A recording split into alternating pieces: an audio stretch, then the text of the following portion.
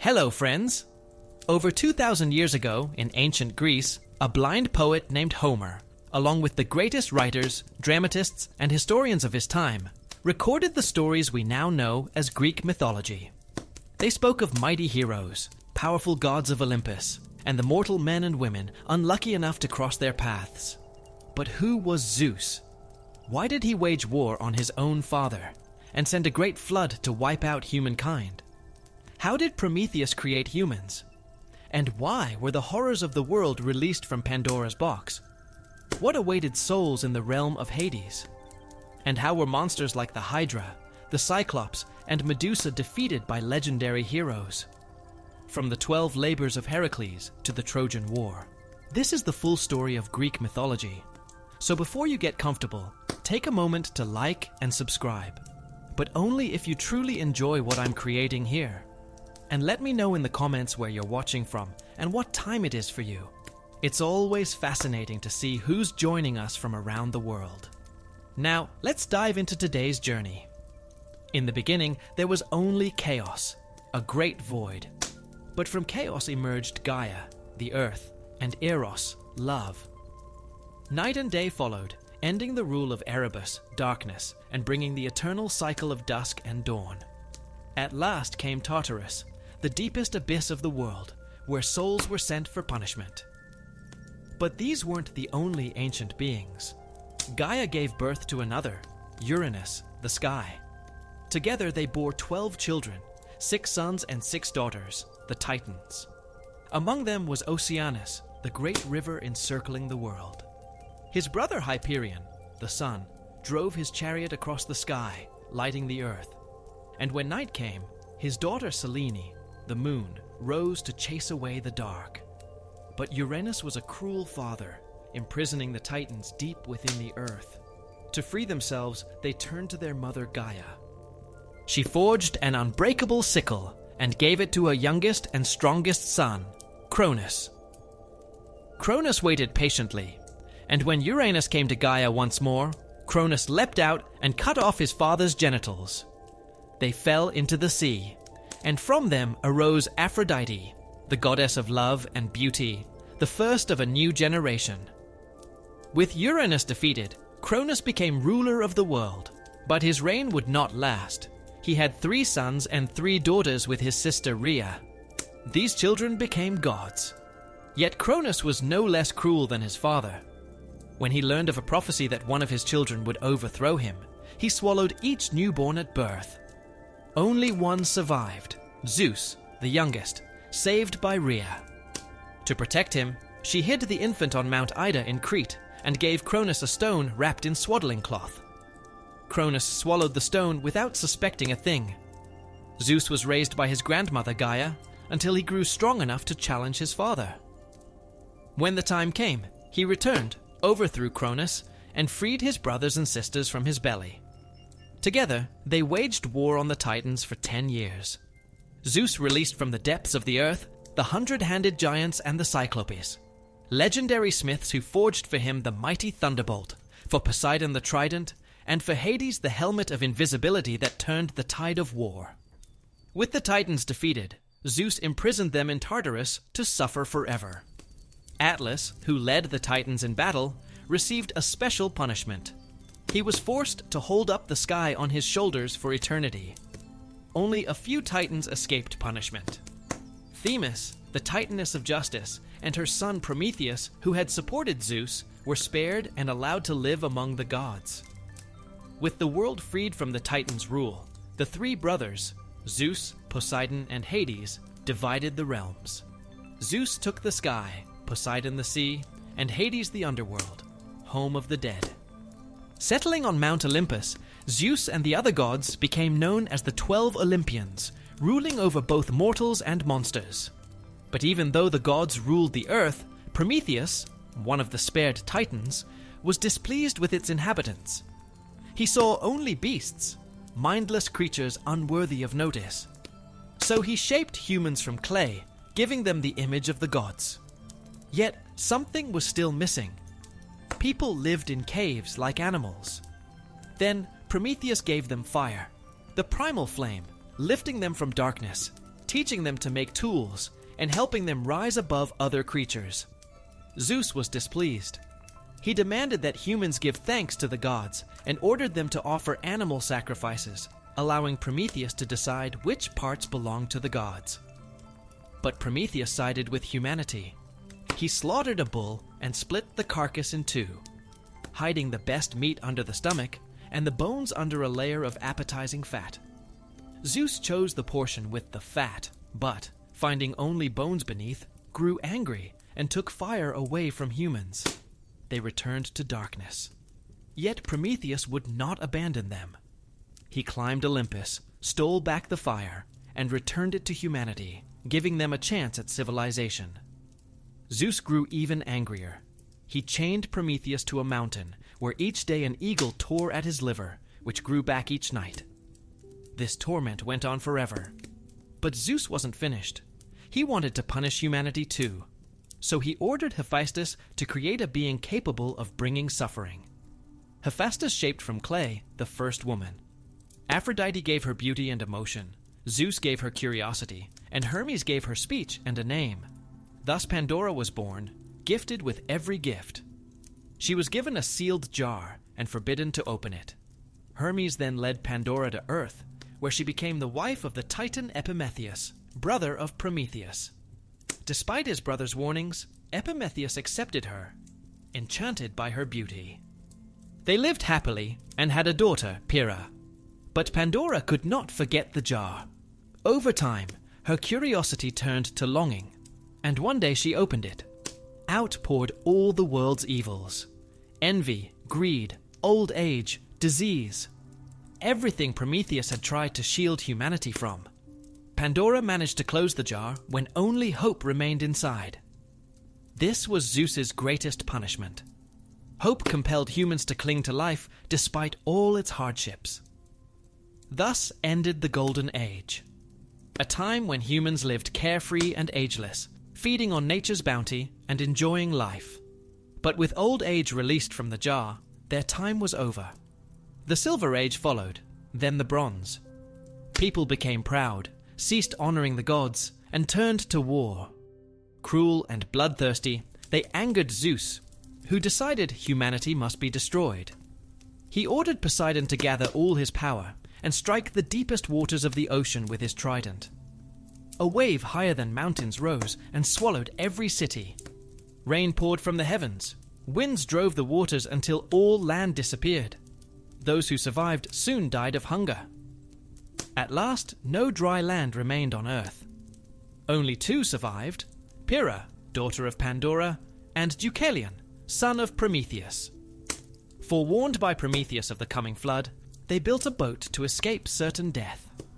Their small vessel endured Poseidon's raging storm, drifting alone across endless oceans as they mourned their lost kin. In time they reached Mount Parnassus, whose peak remained the only place untouched by the waters. Believing his work complete, Zeus commanded the rains to stop and the waters to retreat. The earth grew calm once more. But though the land was calm, no human soul remained upon it. Deucalion and Pyrrha prayed to the gods, asking how to restore humankind. Then the Titaness Themis answered their prayer. She told them, "Go forth and throw stones behind you." Day after day, night after night, they cast stones behind them. The ones Deucalion threw became men. The ones Pyrrha threw became women. Thus, humankind was born again. The sins of their ancestors were washed away. They were given a second chance, a chance to choose their own path. Only time would tell if they would be as cruel and destructive as those who came before.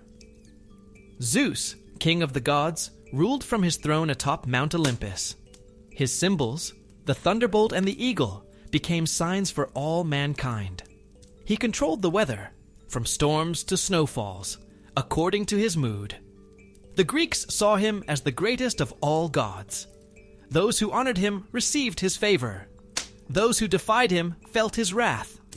Having taken the world under his power, Zeus sought a wife to rule beside him. But the king of the gods was infamous for his unfaithfulness. Over his reign, he had at least 7 wives. His first wife was the nymph Metis, goddess of wisdom. She soon became pregnant. But Zeus was warned by his great-grandparents, Gaia and Uranus, that Metis would bear a son destined to overthrow him. To avoid the prophecy, Zeus swallowed Metis before the child could be born. Later, he began to feel a terrible headache, so unbearable that he begged someone to split open his skull. From the crack in his forehead emerged Metis' daughter, Athena, goddess of war and wisdom, already grown and ready to take her place among the Olympians. Zeus's second wife was his aunt Themis, titaness of justice and law. She had betrayed her fellow titans to support the gods in their war. Together, they had 3 children whose influence on the world was immense. The 3 Moirai, the fates who spun the thread of every soul's life. The youngest, Clotho the spinner, wove the thread of human life at birth. Her elder sister Lachesis, the allotter, measured its length and course. And the eldest and most feared, Atropos the unturning, cut the thread when life came to an end. Zeus had many other wives and fathered countless gods and goddesses. But his 7th and final wife was his elder sister Hera, goddess of women and marriage. At last he found a queen to reign beside him. Yet even after marrying Hera, Zeus could not restrain his desire, pursuing many women. As a result, he became related to nearly every god and hero, often taking on different forms to win a woman's favor.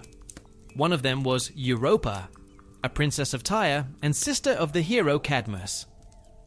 While she was gathering flowers by the shore, Zeus, enchanted by her beauty, transformed into a snow-white bull and descended to earth. Seeing the magnificent creature, Europa climbed onto its back. At once the bull, Zeus, charged into the sea. Terrified, she clung to his horns as he swam across the ocean until they reached Crete, the island where Zeus himself had once been hidden. There she bore him several children, among them Minos, king of Crete and master of the legendary Minotaur. In Europa's honor, Zeus gave her name to an entire continent and placed the image of the white bull in the sky, creating the constellation Taurus. Hera, Zeus's wife and queen of the gods, was the protector of marriage and women. She was deeply respected in Greek society, but despite this, she remained one of the most vengeful and unforgiving deities of Olympus. Zeus's constant infidelities only fueled her anger. Although Hera was queen of the gods, she bore Zeus only 2 of the 12 Olympians, Ares and Hephaestus. The others were born from his lovers. One of the most insulting affairs was with Princess Io, a devoted priestess of Hera herself. To protect Io from his wife's jealousy, Zeus turned her into a white cow, but Hera was not fooled. She demanded Zeus give her the cow. With no choice, he agreed. Hera imprisoned Io in a cave under the guard of the giant Argus, who had 100 eyes and could sleep with only half of them at a time, always remaining watchful. Fearing his wife, Zeus dared not intervene personally. He sent Hermes to free Io. Hermes, a skilled musician, approached Argus, played his flute, and sang a lullaby. When the last eye finally closed, he killed Argus and freed Io. To remember him, Hera placed Argus's eyes on the tail of the peacock, her favorite bird. Yet, she did not stop there. Hera sent a gadfly to torment Io, driving her to wander the world. The sea she crossed was named the Ionian Sea, and the strait she passed became the Bosporus, the passage of the cow. At last, Io reached the Nile in Egypt, where Zeus restored her human form. She bore him a son, Epaphus, and became the ancestor of many Greek heroes, including Perseus and Heracles. Leto, another of Zeus's lovers, also suffered Hera's full fury. When Hera learned that Leto was pregnant with twins by Zeus, she sent the serpent Python to chase her, forcing her to flee across Greece in search of refuge. But Hera forbade any city to shelter her. Leto wandered from Athens to Crete, from Lemnos to Samos, and everywhere she was refused, for fear of the queen of the gods. Only the island of Delos agreed to take her in. Yet she still could not give birth, for Hera, plotting still, kept Eileithyia, goddess of childbirth, trapped on Olympus, preventing any delivery. After 9 days and nights of painful labor, the other goddesses took pity on Leto, freed Eileithyia, and she finally gave birth. She named one child Apollo and the other Artemis. He became the god of archery, she the goddess of the hunt. Both later joined the Olympian pantheon. After the twins' birth, cities across the world held celebrations in their honor. But in Thebes, one woman refused to take part, Queen Niobe, whose beauty was matched only by her arrogance. She boasted of having 7 sons and 7 daughters, claiming she was more worthy of worship than Leto with her 2 children. Hearing this insult, Leto grew furious and sent Apollo and Artemis to take revenge.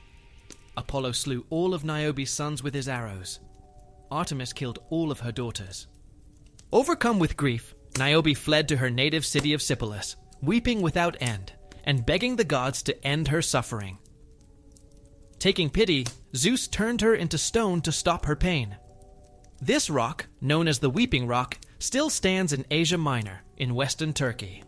They say that when it rains, water seeps through the porous stone, like tears from Niobe's eyes.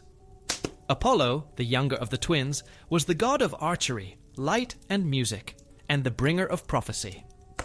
He journeyed to Mount Parnassus, where the great serpent Python had made its lair, the very creature that had hunted his mother across the earth. In vengeance, Apollo struck the monster down with a storm of arrows from his golden bow. On the spot where Python fell, he built a magnificent temple, the place that would become the home of the famed Oracle of Delphi. There, the priestess known as the Pythia became one of the most powerful figures in Greece. Kings and commoners alike came to her. She was believed to be the very voice of Apollo. Breathing the vapors rising from the sanctuary, she fell into a frenzied trance and spoke the god's prophecies through strange visions and murmured words. After slaying Python with 1,000 arrows, Apollo's pride swelled. He declared himself the greatest archer alive. Seeing Eros, the boy god of love, with his tiny bow and arrows, Apollo mocked him, saying he was unworthy even to carry such a weapon. Offended, Eros swore revenge and decided to show Apollo the true power of his bow. Soon after, Apollo came to the river Peneus, where he saw Daphne, the beautiful daughter of the river god. Eros shot Apollo with a golden arrow, igniting a fierce desire, and struck Daphne with a lead-tipped shaft that filled her heart with loathing. When Apollo, burning with passion, approached her, she fled. Under the spell of Eros, he gave chase with divine speed. Terrified, Daphne cried out to her father for help. Hearing her plea, Peneus transformed her body into a tree. Her skin became bark, her hair turned to leaves, and the first laurel tree was born. Grief-stricken, Apollo made the laurel his sacred symbol of eternal love. He granted it the power to stay evergreen, and from that day wore a laurel crown, so that Daphne would always remain close to his heart. Apollo's most important child was Asclepius, the legendary healer so skilled he could bring the dead back to life. This angered Hades, for such resurrections upset the balance of nature and deprived the underworld of new souls. To restore order, Zeus struck Asclepius down with a thunderbolt, but later, at Apollo's request, brought him back. Thus, Asclepius became the god of healing and medicine. His daughter Hygeia, goddess of cleanliness, gave us the very word hygiene. Artemis, Apollo's twin sister, was the goddess of the hunt, the moon, and the wild. A master archer, she fiercely guarded the balance of nature and her own chastity. When the hunter Actaeon, grandson of Cadmus, accidentally saw her bathing, she punished him without mercy. She transformed him into a stag and set his own 50 hounds upon him. Actaeon died in agony. Poseidon, brother of Zeus, ruled the seas from his palace beneath the waves. Called the Earthshaker, he could unleash earthquakes as he rode the oceans in his golden chariot, wielding his trident to command the waters. Once he punished King Minos of Crete. When Minos refused to sacrifice the finest bull, Poseidon cursed his wife with desire for the beast. From that union, the Minotaur was born, half man, half bull. More than once, Poseidon sought to overthrow Zeus. Together with Hera, Athena, and Apollo, he raised a rebellion, but was defeated. As punishment, Zeus forced Poseidon and Apollo to serve King Laomedon of Troy. For a year, they built its mighty walls, the very walls that later withstood the siege of the Trojan War. Athena, goddess of wisdom and war, was famed for her love of heroes and strategists, whom she often aided. She once competed with her uncle Poseidon for the patronage of a great city in eastern Greece. Poseidon struck the ground with his trident and brought forth a spring. But the water was salty and undrinkable. Athena touched the earth and caused the first olive tree to grow, giving the people food and oil for nourishment, healing, light, and art. The gods awarded her the victory, and the city took her name, Athens. Athena was also patron of crafts and the arts. She invented the trumpet and the flute, and taught humans the art of weaving. Her skill brought her into conflict with a young woman named Arachne. Arachne, an extraordinarily gifted weaver, dared to claim she surpassed even the goddess. She challenged Athena to a contest. Each would weave a tapestry depicting the gods, and only the greater work would win. They wove for hours until, at last, both tapestries were complete. To Athena's surprise, Arachne's work was the better of the two. In a rage, the goddess struck the girl on the head until she collapsed. Yet instead of killing her, Athena transformed Arachne into the first spider. From then on, she would weave beautiful webs, and creatures like her became known as arachnids. Aphrodite, goddess of love and beauty, was born from the severed flesh of Uranus, making her the eldest of the Olympians. Restless and playful, she often used her powers for mischief, stirring Zeus to lie with mortal women and drawing Hera's wrath upon him. She ruled over desire in both gods and mortals, always accompanied by Eros, known to the Romans as Cupid, whose arrows could enchant any living being. Together, they sparked love in unsuspecting hearts across the world. One day, Eros struck the heart of a handsome youth named Narcissus. Blessed with great beauty, he was also consumed by arrogance and took cruel pleasure in rejecting every woman who sought him. Among them was the nymph Echo. Cursed by Hera for distracting Zeus, she could no longer speak her own words, only repeat those of others. Echo had long loved Narcissus, but when she finally dared to approach him, she could only echo back what he said. Narcissus, unimpressed, rejected her harshly, breaking her heart. In despair, she faded away until only her voice remained, a voice that still repeats our words today. But Echo was not left without vengeance. Nemesis, goddess of retribution, had been watching. When Narcissus next bent to drink from a pool, he finally saw the one he would love. But it was no woman. It was his own reflection. Spellbound, he gazed into his own eyes, unable to turn away. For weeks he sat by the water, entranced, until at last he could bear it no more. Realizing he could never possess someone as beautiful as himself, Narcissus drove a dagger into his own heart. Where his blood touched the earth, the first narcissus flower bloomed, and from this tale comes the word narcissism. Yet while some, like Narcissus, were lost in the depths of love, others never stopped searching for it. One of them was Pygmalion, a master sculptor from the island of Cyprus. After many disappointments, he renounced women entirely, devoting himself to his art and to a life of solitude. Working on a new statue, Pygmalion carved day after day until the image of a woman began to emerge. With more care than ever before, he shaped every feature, the delicate face, each strand of hair, until at last the masterpiece was finished. Stepping back, he was awestruck. No woman of flesh and blood could compare to what stood before him.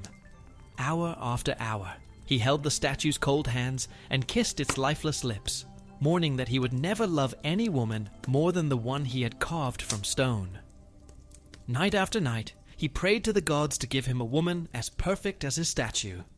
And as he prayed, the stone figure behind him began to change. Her rigid hair turned into flowing locks, and her grey cracked skin grew soft and warm. Before him stood not a statue, but a living woman, Galatea. Aphrodite had answered his prayer, and Pygmalion's years of loneliness were over. But though Aphrodite loved helping lovers, she was also vain and jealous. Such was the fate of Psyche, a mortal princess whose beauty was said to surpass even that of the goddess of love herself. Men came from every corner of the world to look upon Psyche, and soon they forgot Aphrodite. Her temples crumbled, her altars grew cold. Enraged, Aphrodite summoned Eros and ordered him to make Psyche fall in love with the most wretched man on earth. But when Eros saw Psyche, he fell in love with her himself and disobeyed the goddess. He became the only one untouched by his own arrows. Left alone, Psyche went to the oracle at Delphi. She was told to go to the palace of her future husband, a husband who would appear only at night, whom she was forbidden to see. At first she was happy, but one day curiosity overcame her. She lit a lamp and discovered that her husband was Eros himself. A drop of hot oil fell on the god's shoulder. He awoke, felt her betrayal, and left Psyche. In despair, she turned to Aphrodite, but the goddess gave her an impossible task: to journey into the underworld and ask Persephone, queen of the dead, for a portion of her beauty. Psyche accomplished the task, but on her way back she could not resist opening the box. Inside was not beauty, but eternal sleep. She collapsed, unconscious. Then Eros, moved by her devotion, saved her with his arrow. Zeus granted Psyche immortality, and their wedding was celebrated on Olympus. Their daughter Hydra became the goddess of delight, bringing joy to mortals. But not all tales of the gods were filled with love. Hephaestus, god of the forge and son of Zeus and Hera, had a harsh childhood. Born lame, he was cast from Olympus by Hera herself. He survived and grew strong, vowing revenge. Hephaestus crafted a golden throne for Hera, a throne from which no one could rise. Only through Zeus's intervention was she freed. The price was that Hephaestus would take as his wife the most beautiful goddess on Olympus, Aphrodite. Hephaestus became a master inventor. He built countless palaces on Olympus and forged the gods' greatest tools: Athena's aegis, Hermes' winged helmet and sandals, Helios' chariot. All of them came from his legendary forge. Among his most famous works were Eros' bow and arrows and the gleaming armor of Achilles, which helped the heroes of Greek myth. To the Romans, he was Vulcan, the god of fire, laboring in a forge beneath Mount Etna in Sicily. People said the smoke and lava of the volcano rose from his underground workshop. Ares, the god of war, reveled in battle and the destruction of cities. Both mortals and gods hated him, because he embodied blind rage, cruelty, and bloodshed. The other gods often mocked him for sport. Ares had a long affair with Aphrodite, the wife of Hephaestus. They met whenever her husband was away. When Hephaestus found out, he forged an invisible net and hung it above his bed. The next time Ares came to Aphrodite, the two lovers were caught, naked and helpless. Hephaestus summoned all the gods of Olympus to witness their shame. Laughter rang across the sky until Poseidon finally took pity on them and set them free. But Aphrodite was not Ares' only lover. He also lay with Eos, the goddess of dawn, who rose into the sky each morning to clear the path for her brother Helios, the sun. Out of jealousy, Aphrodite cursed Eos, dooming her to an uncontrollable desire for young mortals. One morning, at the edge of dawn, Eos looked down and saw Troy. There lived a young Trojan prince named Tithonus, whose beauty haunted her. She descended to earth to meet him, and soon they fell in love. Every morning after finishing her duties, Eos would return to Troy to see her beloved. But the more she loved him, the more she feared losing him to age, war, hunger, or disease. So she asked Zeus to make Tithonus immortal. Zeus agreed, but Eos made a fatal mistake. She forgot to ask for eternal youth. At first they were happy, but over time his hair turned grey, his body weakened, and his mind dimmed. Centuries passed. He became a prisoner of age, yet death never came. With a heavy heart, Eos placed his frail body in a grand hall, away from the outside world. Years went by until his body dried to nothing but bones. Then Eos transformed him into the first cicada, a creature known for its long life and its song at dawn, when Eos rises again into the sky. Hermes, messenger of the gods and patron of thieves, was famous as a trickster. He delighted in teasing and irritating his fellow deities. When he came of age, Hermes became the herald, carrying a golden staff as the symbol of his office. With his winged sandals and helmet, he could fly, delivering messages between Olympus and the underworld. There he aided Hades, guiding the souls of the dead. Like the other gods, Hermes had many children by many women. But one of his sons was special, Pan, the god of nature and fertility. He was born with the body of a satyr, half man, half goat. His mother, the nymph Dryope, was so terrified by the child's horns, beard, and hooves that she ran away. Hermes brought Pan to Olympus. The gods were charmed by his looks and cheerful spirit and grew to love him. Dionysus, god of wine and revelry, loved him most of all. He gave him the name Pan, meaning all, because all the gods loved him. Yet, like his father, Pan was known for chasing nymphs, the spirits of rivers and forests. One of them, named Syrinx, he loved especially. Pursuing her through a marsh, Pan frightened the nymph, and to escape, she transformed into a bundle of reeds. When Pan reached the river, a gust of wind blew through the reeds and created a melody he had never heard before. Inspired, he cut the stalks, bound them with wax, and made a flute. Sitting on the bank, he played a tune in Syrinx's memory. From then on, the instrument was called the Pan flute, and the god carried it everywhere. Dionysus, god of wine and ecstasy, had an unusual birth. His mother Semele asked Zeus to appear in his true form. The sight of the thunder god killed her with terror. Zeus rescued the unborn child from her womb and sewed it into his own thigh. Months later, Dionysus was born. Becoming one of Greece's most beloved gods, he embodied pleasure. His followers gave themselves to drunkenness, wild dancing, and love. Known as the Liberator, Dionysus created a new drink, wine. It helped his devotees forget their pain and brought joy and euphoria. Though he spent much of his time at feasts, Dionysus was a generous god, willing to grant mortals their deepest wishes. One day, he saved a friend of King Midas. In gratitude, he offered Midas one wish. Blinded by greed, the king asked for the power to turn everything he touched into gold. Dionysus granted the wish. Overjoyed, Midas returned to his palace, touching everything he saw. Floors, walls, even his clothes became gold. He boasted of his wealth to guests from across the realm. But soon thirst came. When he lifted water to his lips, it too turned to gold. Bread, meat, wine, and fruit all became metal. Midas realized he was doomed to starve and die amid his riches. In despair, he wept, and the sound of his cries brought his daughter running to comfort him. When she touched his hand, she turned into a golden statue. Midas fled back to Dionysus, begging to be freed from the cursed gift. The god took pity and told him to bathe in the river Pactolus. When Midas waded in, the water washed the golden curse away. Once again, a mortal man, he remained forever a warning to those who put wealth above all else. Among the 12 Olympians was Demeter, sister of Zeus and goddess of agriculture. She watched over the bounty of the harvest and the fertility of the land. Under her care, the fields never failed, and the earth lived in an endless spring. Yet above all else, she cherished her daughter, Persephone.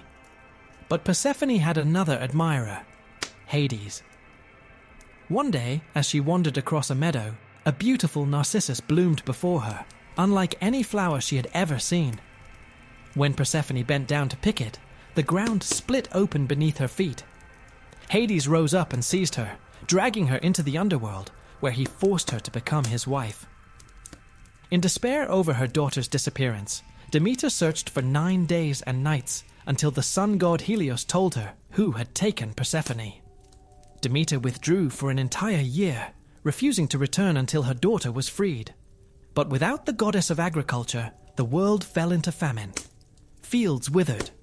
Only when humanity stood on the brink of extinction did Zeus intervene, ordering Hades to release Persephone. Hades agreed, but before she left, he cunningly fed her the food of the dead, a single pomegranate seed, binding her forever to the underworld. To save humankind, Zeus brokered a compromise. For 9 months each year, Persephone would stay with her mother on Olympus, and Demeter, rejoicing, would make nature bloom. But for 3 months, Persephone would return to Hades, and winter would fall upon the earth, the season of Demeter's grief. This is how the cycle of the seasons began.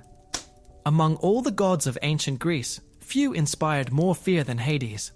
Brother of Zeus and Poseidon, he ruled the underworld, a hidden realm where the souls of the dead dwelled. Though he ruled it with Persephone, death itself did not answer to him. That power belonged to Thanatos, who took the souls, while Hermes escorted them to the shores of the underworld. There, on the shore, waited the eternal ferryman Charon, the only one who could carry souls across the deadly river Styx, which separated the living world from the dead. Only those who had coins placed under their tongues at burial could pay Charon. Those who could not pay were condemned to wander the banks of the Styx for 100 years before being allowed to cross. After crossing the Styx, souls passed a white rock and came to the great adamantine gates of the underworld, guarded by Cerberus, the three-headed hound, ready to devour anyone who tried to break in or escape. Beyond the gates, the souls went to the court of the underworld, where 3 judges decided their fate. They examined every deed done in life. Those who had not offended the gods found peace. The guilty faced eternal torment. After judgment, the souls took one of 3 paths: to the Asphodel Meadows, to Elysium, or to the deepest depths of Hades' realm, Tartarus. The Asphodel Meadows were a quiet place for those who had lived without great virtue or great evil. Most souls came here, and after 1,000 years they drank from the river Lethe, forgetting their past and being reborn to walk the earth again. The second path led to Elysium, a paradise of eternal bliss where heroes, demigods, and especially virtuous mortals dwelled. Here they enjoyed all the pleasures of life, feasts, hunts, and celebrations. Each soul could return to earth if it wished, but most stayed to suffer no more. Within Elysium lay a separate island, the Isle of the Blessed, reserved for the greatest heroes, Helen of Troy, Achilles, and Odysseus among them. The third path led to Tartarus, the deepest part of the underworld, reserved for the worst criminals and those who had insulted the gods. Here Kronos and the other titans dwelled, forever watching the arrival of new condemned souls. Only in Tartarus did Hades himself intervene, devising punishments for their crimes. The Danaids, 49 sisters who murdered their husbands, were condemned to carry water forever into a leaky jar that never filled. Ixion, the first kinslayer who lusted after Zeus's wife, was bound to a burning wheel. Tantalus, who killed his own son and robbed Zeus, stood in water with fruit hanging above him, but the water and branches always drew back, leaving him in eternal hunger and thirst. The most famous punishment of all was given to Sisyphus, who had deceived the gods and even death itself again and again. Each day he was forced to roll a massive stone up a hill, only for it to tumble back down just as he neared the summit, condemning him to begin again without end. Although Hades held absolute authority over the underworld, his realm was so vast that he summoned the Erinyes, 3 relentless sisters who pursued and punished criminals, especially those who had shed the blood of their kin. They never knew rest until they had driven their victims to madness. Within the underworld lay also the Fields of Mourning, a place reserved for those who had longed for love all their lives but had remained unfulfilled.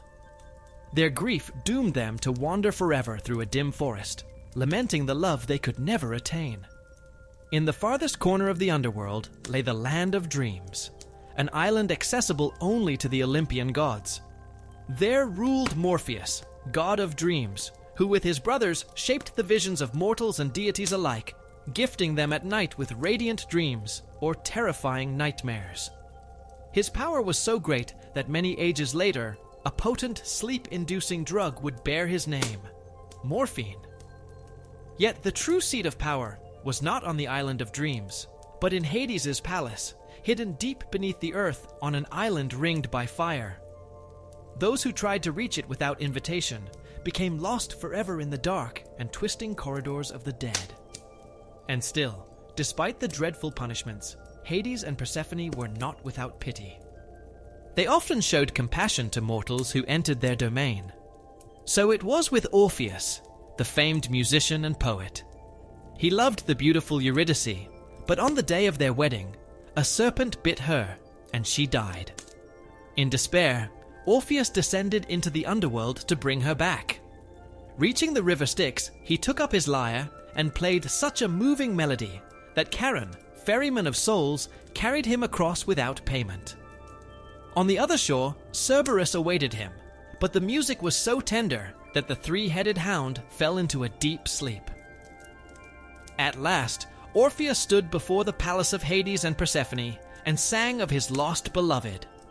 With tears in his eyes, Hades took pity on him and agreed to release Eurydice's soul, but on one condition. Orpheus must not look back at her until they had both left the underworld. Overjoyed, Orpheus accepted and led his bride through the shadowed halls of the dead. But as they neared the surface and sunlight touched his face, he could not resist the urge to turn and see her. Their journey was not yet complete, and at that instant, Eurydice was pulled back into the realm of the dead, never to return. To the Greeks, this became a lesson in patience and self-restraint. Had Orpheus mastered his impulse, Eurydice, the love of his life, would have remained with him. When the gods had established their dominion over the world and the underworld, the heroic age began. Warriors embarked on great adventures that would later become legends. The first hero of this new era was Cadmus, brother of Europa. Cadmus searched for his sister for a long time, but since she had been taken by Zeus himself, she could not be found. In despair, he turned to the Oracle of Delphi. The oracle replied that Europa was lost forever, and mourning her was in vain. Instead, the gods had another destiny for him. He was to follow a sacred cow and found a city where it lay down to rest. Obeying the prophecy, Cadmus followed the cow for several days until, in Boeotia, it lay down. On that spot, he founded the city of Thebes, which would grow to be one of the mightiest in Greece, rivaling Athens and Sparta. To consecrate the new city and win the favor of the gods, Cadmus had to offer a sacrifice to Athena. But when he sent his companions to draw water from a spring, they were killed by a dragon guarding it. Hearing their cries, Cadmus seized his spear, attacked the beast, and slew it, not knowing that this dragon was sacred to Ares. For that offense, Cadmus was required to serve Ares for 8 years to atone for his crime. Meanwhile, on Olympus, another drama unfolded. Hephaestus, god of the forge, was married to Aphrodite, but she loved Ares in secret. From this union was born a daughter, Harmonia. When Cadmus had completed his years of service, Ares, moved by his loyalty, gave him Harmonia as his wife. Their wedding was celebrated in Thebes, and all the gods of Olympus attended. But Hephaestus, enraged by his wife's betrayal, gave Harmonia a cursed necklace that brought misfortune to all who possessed it. Unaware of the curse, Cadmus and Harmonia ruled Thebes for many years and had 5 children. But in time, the curse began to work. Semele, the youngest daughter, perished when she saw Zeus in his true form. Ino lost her mind after her husband murdered their children. Agave, in a frenzy, tore apart her own son Pentheus for dishonoring Dionysus.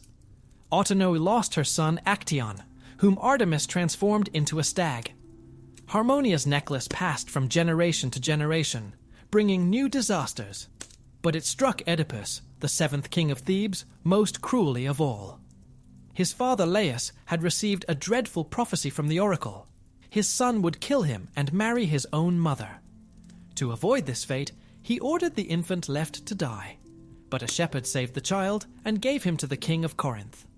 The boy was named Oedipus, the one with swollen feet. When grown, Oedipus heard the prophecy and fled from his foster parents to protect them.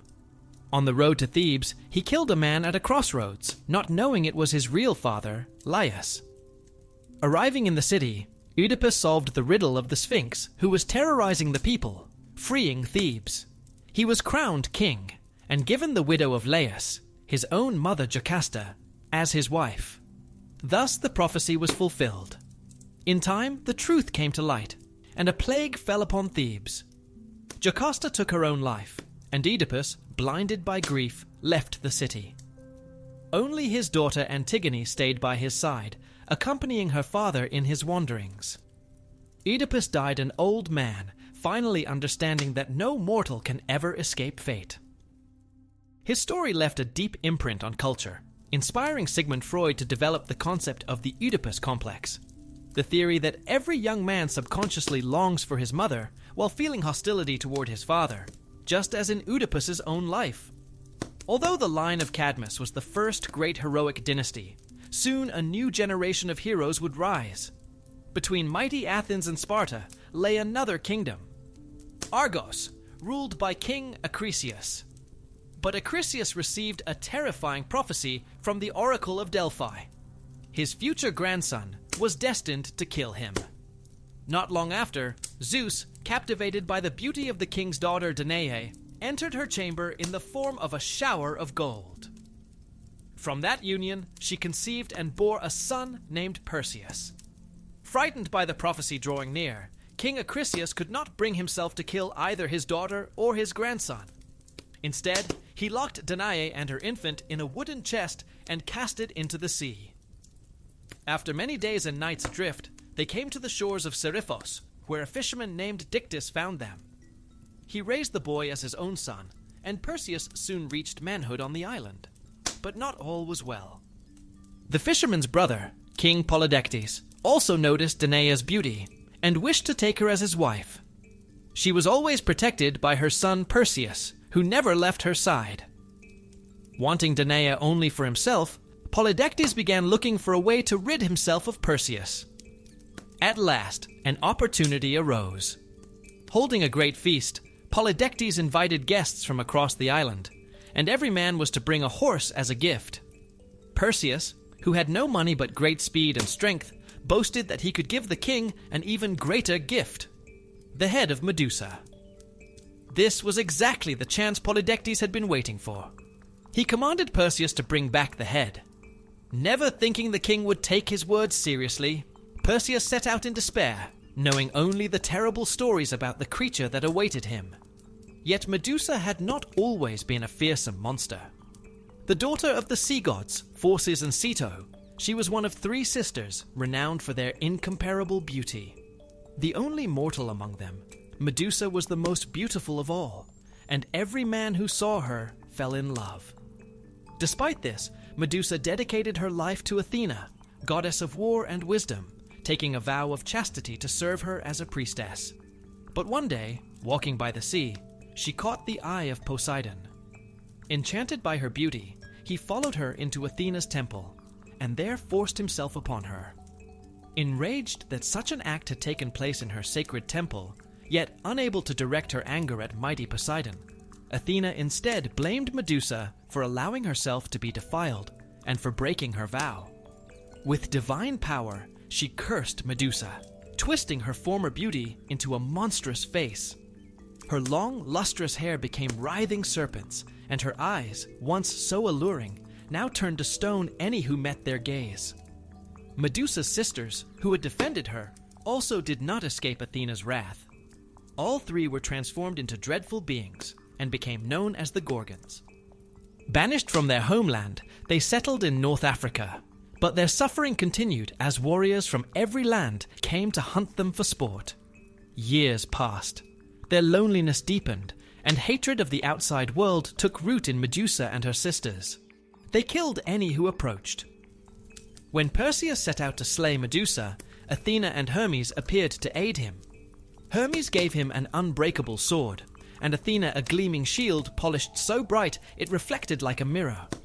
Knowing he still needed more to overcome Medusa, Perseus sought out the nymphs, woodland spirits who tended the garden of the Hesperides.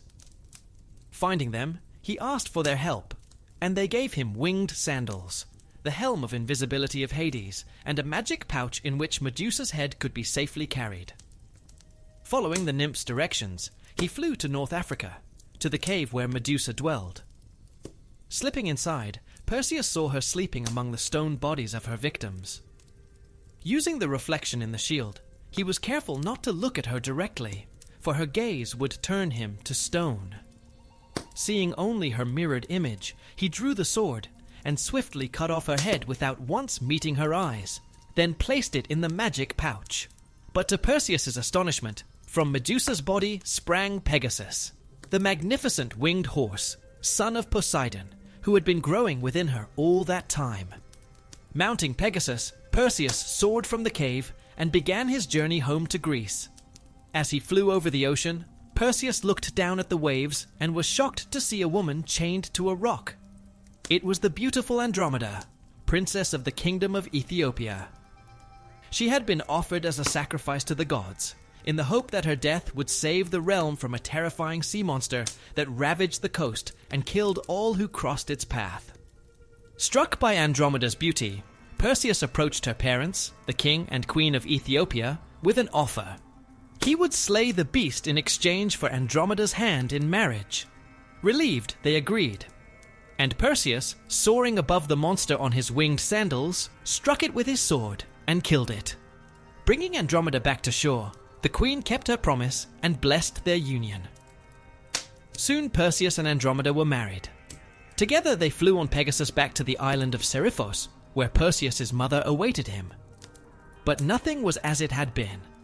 His mother Danae still refused to obey the king, yet without Perseus to protect her, she had been forced into hiding. When Perseus learned that King Polydectes had used violence to try to force her into marriage, he stormed into the palace in fury. The guards drew their swords. Perseus pulled Medusa's head from his bag and held it up. Instantly the soldiers turned to stone. In panic, the king grabbed a spear, but it was too late. Perseus raised the head again, and the terror on the king's face was fixed forever in stone. At last reunited, Danae embraced her son, grateful she would no longer live in fear. Leaving the island, Perseus, Andromeda, and Danae decided to return to Argos, Perseus's birthplace, where his grandfather King Acrisius still ruled. But before departing, Perseus returned the divine gifts. Athena took Medusa's head and set it upon her shield, the final punishment for the former priestess, now a lasting emblem of Athena's power and supremacy. Back in Argos, Perseus was welcomed as a hero for slaying Medusa. The townspeople urged him to compete in local games, to prove himself against the strongest men in Greece. During the tournament, after dominating his opponents, it came time for him to throw the discus. Spinning with all his might, Perseus misjudged his strength. The discus flew into the crowd and struck a spectator. Rushing over, Perseus discovered it was his own grandfather, King Acrisius, killed instantly by the blow. And so, as the ancient prophecy had foretold, King Acrisius died at the hands of his grandson, a lesson that no mortal can escape destiny. But having shed kindred blood, one of the gravest crimes in ancient Greek culture, Perseus could no longer remain in Argos. Instead, he founded his own kingdom, Mycenae, north of Argos and west of Athens, which soon became the most powerful city in Greece. Its great walls were built of colossal stones, far too heavy for ordinary men to lift. Perseus enlisted mighty Cyclops, whose craftsmanship was unmatched. Ruling the city, Perseus and Andromeda had many children, and their dynasty lasted for generations. But they did not know that one of their descendants would become the most famous hero of all, the son of Zeus and Alcmena, who would be known as Hercules, and whose 12 labors would enter the history of the entire world. Yet despite his future glory, Heracles' early life was one of the most tragic stories in Greek mythology. Zeus, seated on his throne atop Olympus, looked down upon the world and fixed his gaze on the beautiful Alcmene, Perseus' granddaughter. Descending to earth, Zeus lay with her, and soon she was pregnant with a son named Heracles. Later the Romans would call him Hercules. Zeus planned to make him the next great king of Greece, but he did not know that his wife Hera, queen of the gods, was watching. In the past, she had endured Zeus's betrayals and his many illegitimate children, but this time her patience was at an end. As Heracles was about to be born, she used magic to delay Alcmene's labor, while hastening the birth of another descendant of Perseus, a child named Eurystheus. Because Eurystheus was born just moments before Heracles, he became heir to the kingdom, and Zeus was bound to keep his promise. Although Zeus could do nothing about the loss of the throne, he decided to take his own revenge on Hera. When Heracles was born, Zeus carried him to Olympus into Hera's chambers, and, while she slept, placed the infant at her breast. Heracles drank the goddess's milk, gaining a measure of her divine strength. Awakening, Hera angrily pushed the child away, and her milk spilled across the sky, forming the Milky Way. Zeus laughed and returned Heracles to earth, laying him in the cradle beside his mother. But on Olympus, Hera seethed. This insult she could not forgive. In an attempt to kill Heracles, she sent 2 snakes into his cradle. To her astonishment, the infant only laughed, seizing one serpent in each tiny hand, and strangling them with the power he had just gained from the goddess herself. Hera looked down in fury, and vowed to make Heracles' life unbearable. As he grew, he received the finest education in Greece, from archery to music. Yet one thing became clear. He had a fiery temper. The combination of anger and superhuman strength made him dangerous both to enemies and to friends. His music teacher Lyn discovered this too late.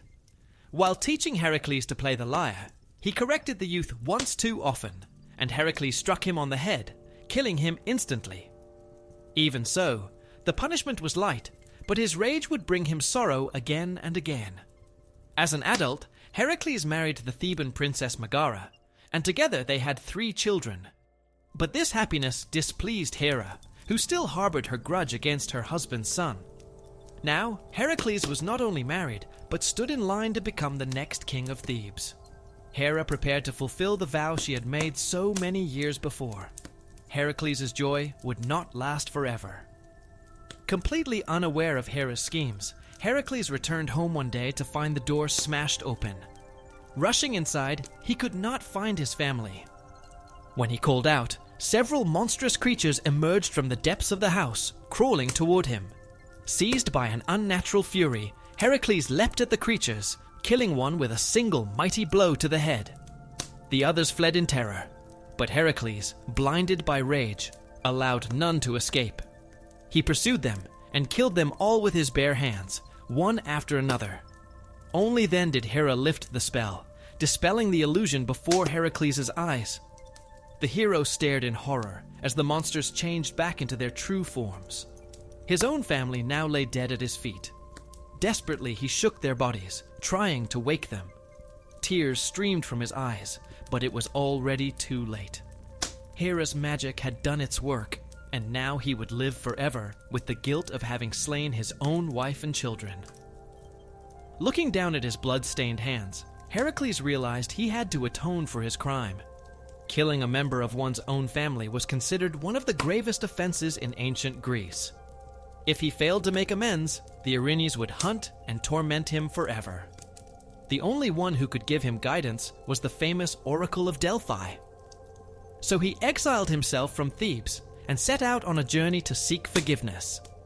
The Delphic oracle was the voice of Apollo, able to speak prophecies and counsel from the god.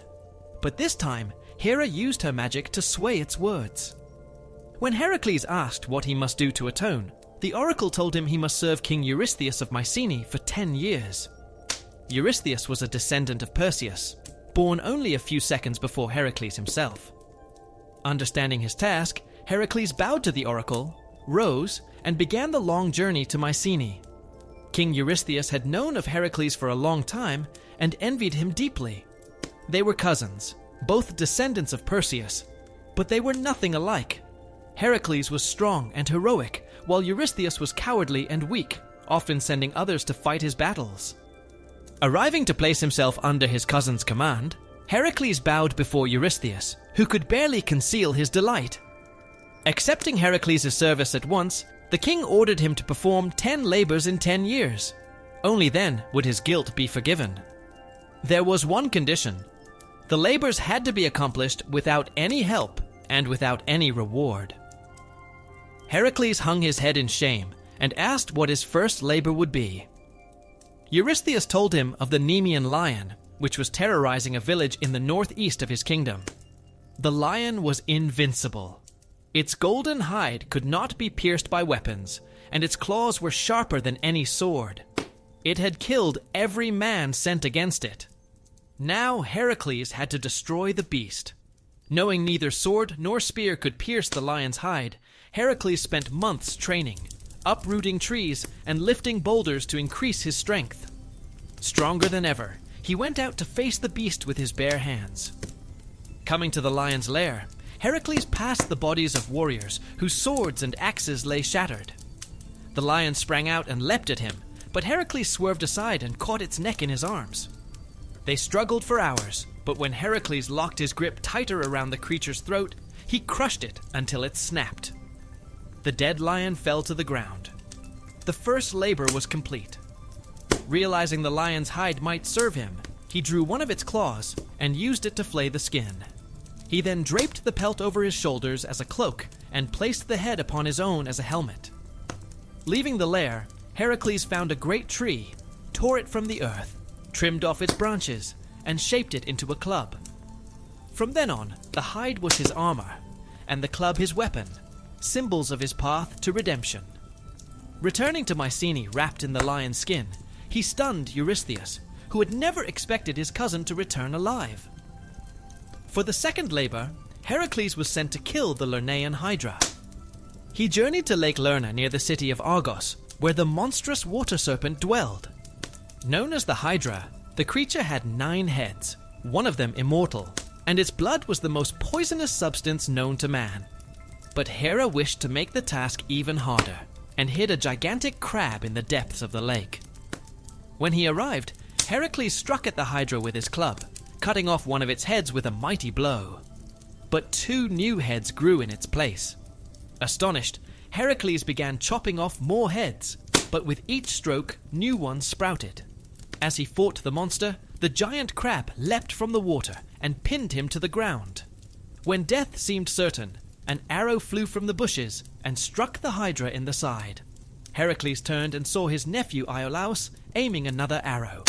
The boy had secretly followed his uncle, hoping to help. While the creatures were distracted, Heracles seized his club and crushed the crab with a single blow. Then Iolaus began searing the Hydra's necks with burning pitch after each head was cut, to keep new ones from growing. Together, they fought for hours until not a single head remained. Heracles then dipped his arrows in the Hydra's poisonous blood. Even the smallest scratch from those arrows would be deadly, a weapon that would serve him well in the labors to come. Despite his victory, Eurystheus refused to count the labor, because Heracles had accepted Iolaus's help. He would have to complete another to make up for it. Grateful to the crab, Hera placed its image in the sky as the constellation Cancer. For the third labor, Heracles was commanded to capture the Ceryneian hind and bring it back alive. This was an extraordinarily beautiful creature, like a deer with bronze hooves and golden antlers.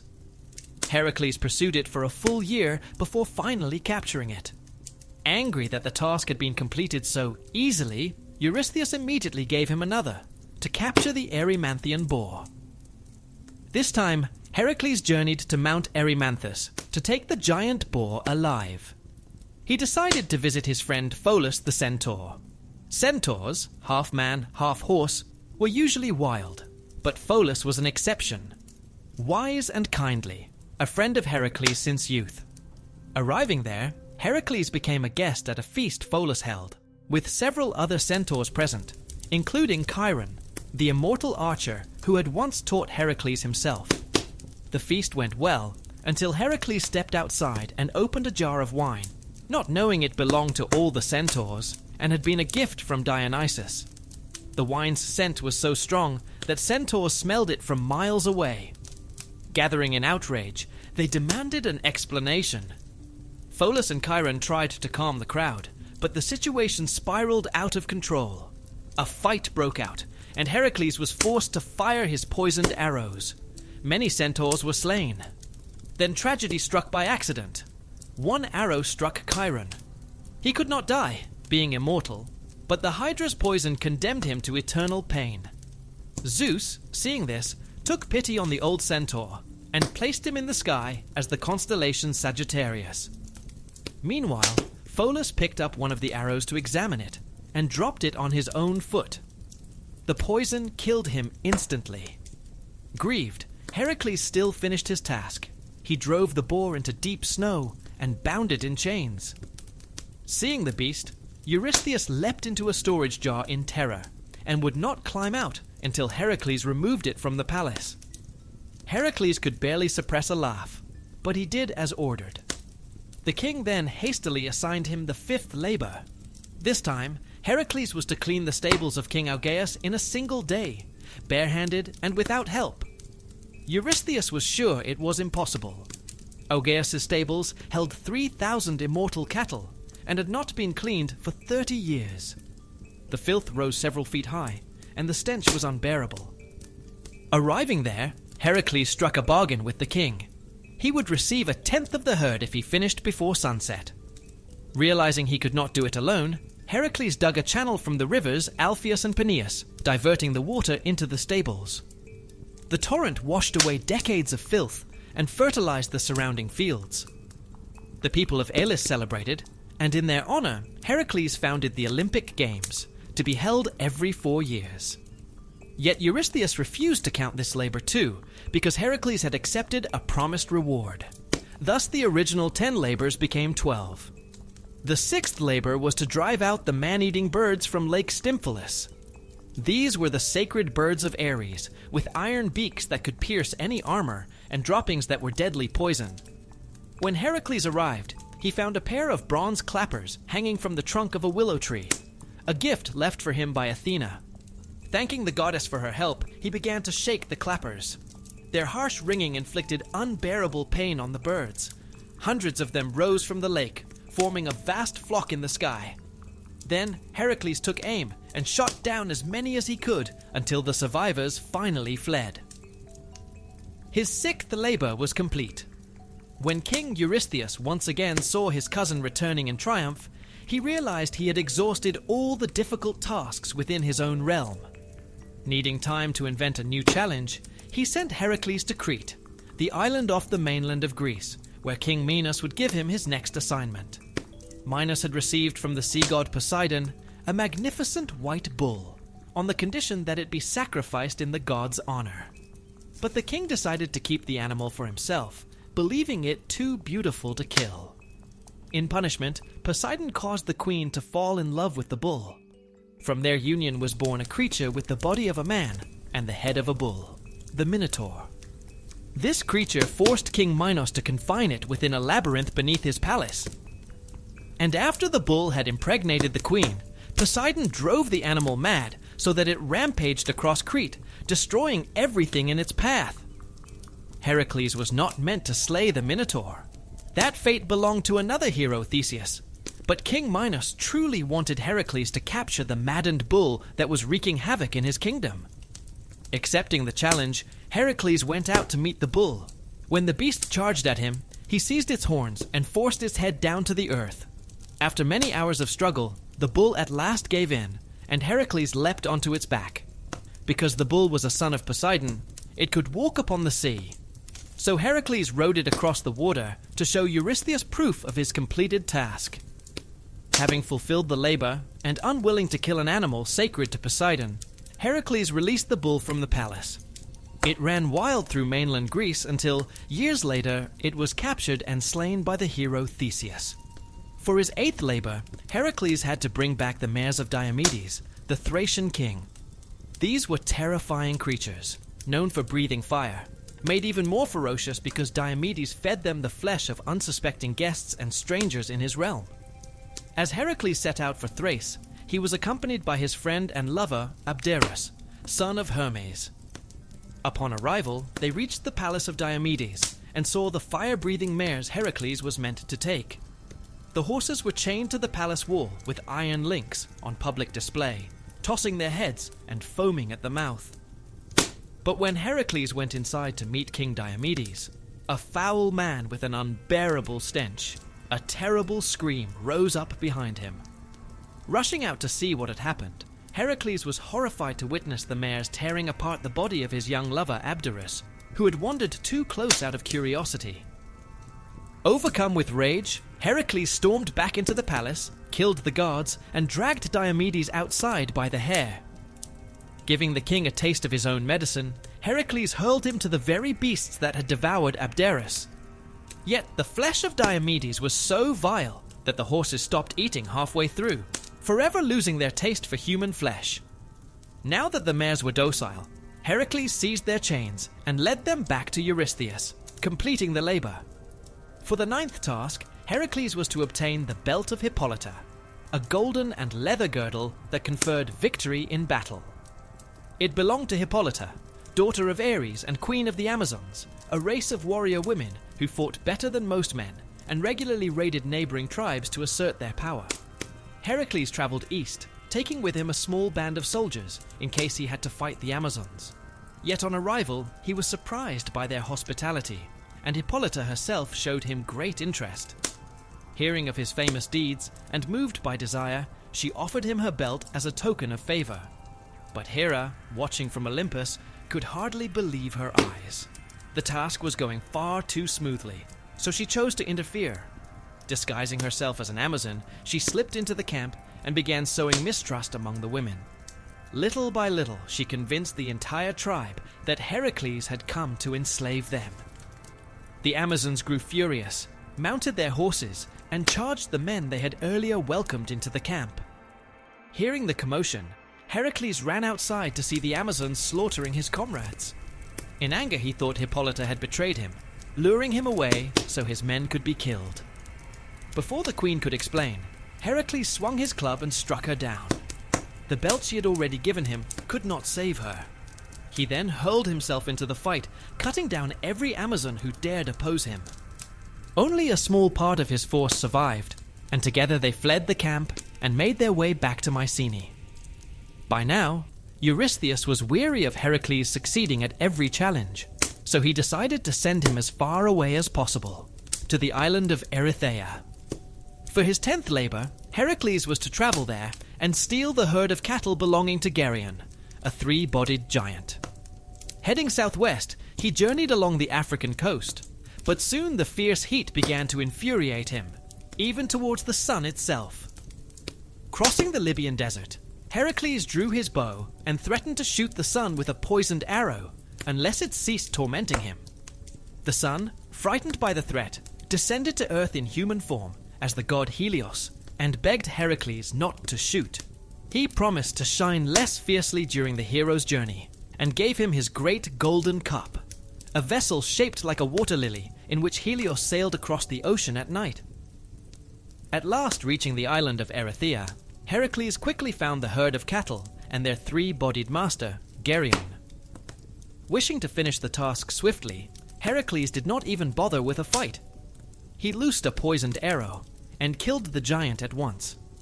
Then he drove the cattle into the cup of Helios and sailed back home to Mycenae, where he delivered them to Eurystheus. For his 11th labor, Heracles was sent to the garden of the Hesperides, daughters of the night, to obtain the golden apples that grew on a tree which granted immortality to anyone who tasted its fruit. But no mortal knew where the garden lay. Athena had also set a 100-headed dragon named Ladon to watch over the tree. Setting out to find the mythical garden, Heracles first visited the Titan Prometheus, whom he believed might know its location. Prometheus, creator of humankind, was chained to a rock for stealing fire from the gods and giving it to mortals. By the time Heracles reached him, his torment had lasted for centuries. Moved by pity, Heracles broke the Titan's chains and freed him, at last ending his suffering. Grateful, Prometheus gladly revealed the garden's location, but warned that no mortal being could pluck the golden apples from the tree. Instead, he advised Heracles to seek help from the Titan Atlas, who lived nearby. Taking Prometheus's counsel, Heracles went to find Atlas, easy enough to locate because of his immense size. Atlas had fought against the Olympians in the War of Gods and Titans, and after their defeat, Zeus had condemned him to hold up the vault of heaven for all eternity. Approaching the Titan, Heracles explained his quest and offered a bargain. He would bear the heavens for a while and give Atlas a brief respite if Atlas would fetch the golden apples for him. Grateful for even a moment's relief from his burden, Atlas agreed and set out, transferring the weight of the sky to Heracles' shoulders. Though he had overcome the impossible many times before, even Heracles found it almost unbearable to endure the crushing weight he now held. After a time, his muscles cramped, his body trembled, and he wondered if this might be the task that would finally break him. As the sun began to set, Atlas returned carrying a basket filled with the golden apples. Breathing a sigh of relief, Heracles thanked the Titan and prepared to hand the sky back to him. But Atlas, unwilling to resume his burden, offered instead to deliver the apples to Eurystheus himself, promising to return and take the heavens back later. Heracles was not so easily deceived. Thanking Atlas for his generous offer, he agreed to hold the sky a little longer, but asked the Titan to take it back for just a moment so he could slip his lion skin beneath his head and shoulders. Suspecting nothing, Atlas set the apples on the ground and lifted the vault of heaven once more. The instant Heracles was free, he seized the apples, bade Atlas farewell, and swiftly departed for Eurystheus to complete his task. Atlas roared in fury, his voice shaking the earth for miles. Decades and then centuries passed, and at last Atlas became one with the world itself, turning to stone. His colossal remains became known as the Atlas Mountains of North Africa. For his 12th and final labor, Heracles was ordered to capture Cerberus, the three-headed hound that guarded the gates of the underworld.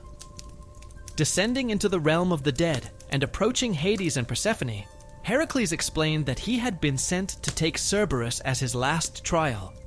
Knowing that aiding Heracles would anger Hera, who had always despised him, Hades nevertheless agreed, but set two conditions. First, Heracles must use no weapon. Second, after completing his task, he must return Cerberus unharmed. Heracles accepted and went to face the monster. As with the Nemean lion and the Cretan bull before, he grappled with the hound in a contest of strength that lasted for hours, until at last the beast was subdued. Grasping his club in one hand and Cerberus's chain in the other, he dragged the dog back to the world of the living. Heracles led Cerberus before King Eurystheus, who once again hid inside his great jar, now a permanent fixture beside his throne. Peering out, trembling with fear, the king agreed to release Heracles from his service and grant him forgiveness for his past crimes. Heracles was overjoyed. At last he had atoned for his sins and was a free man. But before setting out on new journeys, he kept his promise and returned Cerberus to the underworld. Back among the living, he celebrated for a time, enjoying all the pleasures of freedom. Everywhere he went, he was hailed as a hero and followed by admirers.